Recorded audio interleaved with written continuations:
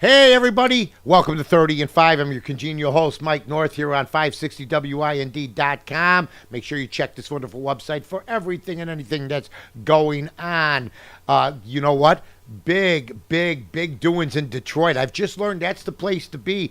The new strategy for Detroit, Michigan is going to be high tech. That's right. There are 5 companies that have already relocated there. And if you're looking for a job in the tech business, okay, you can go to valleytodetroit.com.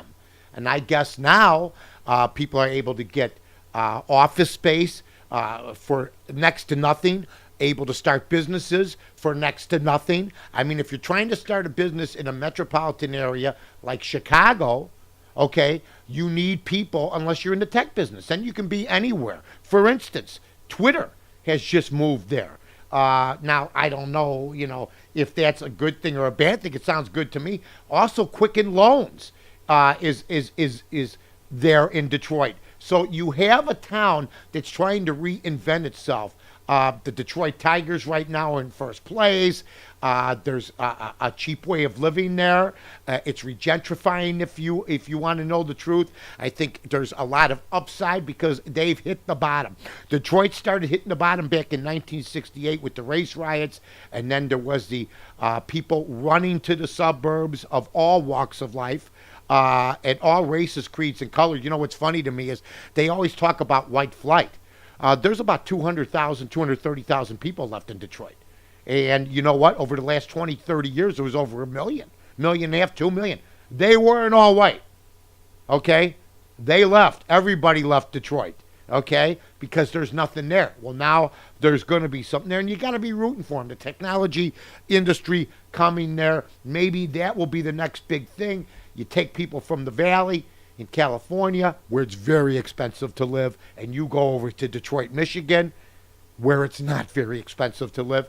You have a fighting chance. It depends what business you're doing. Now, you don't want to open up a big upscale restaurant in downtown Detroit yet, but you know what? You will start seeing businesses crop up the more other businesses start filling up those buildings. Okay? So it looks very promising for Detroit. The cost of living, like I said, next to nothing. Groupon. Now, I was talking to my guy from Tasty Trade, Tom Sosnoff. And I said, Tom, did you invest in Groupon? And did you put me in on Groupon? He says, well, I invested, but I didn't invest. Get in. It's down about 10%.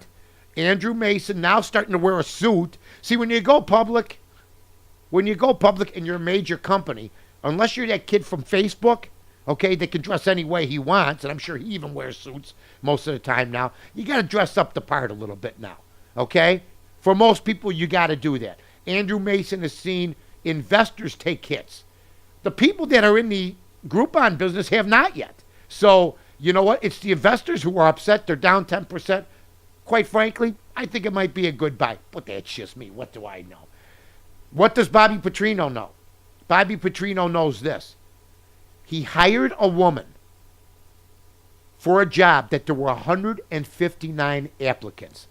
On top of that now, he gave her $20,000. Mad money. Go out, have a good time, maybe to keep her mouth shut. So those other people had no even playing field. So the University of Arkansas had no choice. He broke big time rules from corporation rules that you can't survive. I don't care how much you want. It was sort of funny he's wearing a Sugar Bowl cap to let people know what they're going to be losing.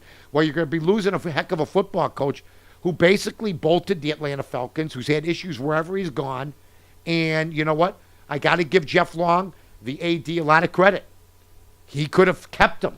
And people say, hey! But now people are starting to find out there's more to this story than meets the eye. And you can't lie to your superiors. At the end of the day, they say, tell us everything. We'll see what we can do. He didn't tell them everything. Okay? So now the only thing they can do is get rid of him. And that's what they did. Ozzie Guillen survives. It looks like he's going to survive for now. We'll find out economically and everything else. But I want to tell everybody this. Ozzie Guillen is one of these guys who yesterday lost his aura. I don't apologize for nothing. Yeah, you were going to lose your job. I don't think you give a rat's Rudy Tooty what happened to the people in Cuba. You were saving your rear end. you know what? You might have done it, but there's more to come. This is down the road. Bottom line is, for you to say you didn't understand or you hid behind a language barrier is laughable, a joke, and quite frankly, there's a movie out called Liar Liar. Go check it out. Cubs lose again. Bulls win big. Sox getting ready to tee it up. Hey, you know what? You've been listening to 560, WIND.com. I'm Mike North. I'm Mike North for the Village of Rosemont. From the 9th largest convention center to restaurants to theaters, sports venues, and hotels. 5 minutes from O'Hare, you got it all here. Rosemont, you can't miss it.